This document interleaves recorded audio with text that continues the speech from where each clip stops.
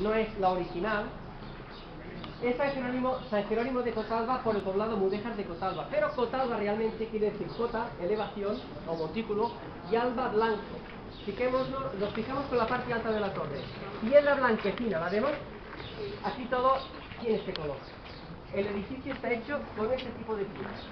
La Colegiata de Gandía, si la conocen, hoy restaurada, está hecho con la misma piedra, que sale desde aquí. Y el Palacio Ducal, conocido como el Palacio Borgia, realmente quien lo manda a elevar es el primer duque de Gandía, Alfonso de Aragón, no los Borgia. Y está construido con ese tipo de piedra. La madera viene desde Villena, pero el duque de Gandía construye estos tres edificios en el mismo tiempo con la piedra de Cotalba. Esta fachada que vemos era toda de piedra blanquecina, pero el diseño que Pere March nos hace es de un edificio de 12 metros de altura. Hoy no tiene 12, tiene 21 metros. En el 18 se elevó demasiado el edificio sin tener en cuenta los cimientos. Hoy las paredes abren hacia afuera. ¿Qué hubo que hacer? Otra pared, como un refuerzo exterior que cubre la belleza de la piedra blanca.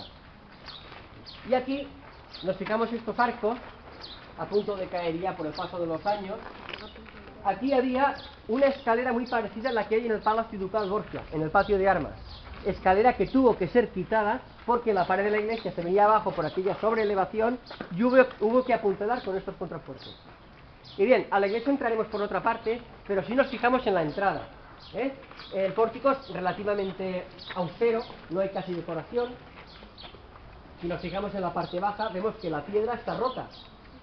Se convierte la iglesia en el granero de la casa agrícola. Y por aquí tienen que entrar los carros con el producto agrícola. Tienen que entrar sí o sí. La solución es romper los arcos, las cambas, para aumentar la capacidad de entrada de la iglesia.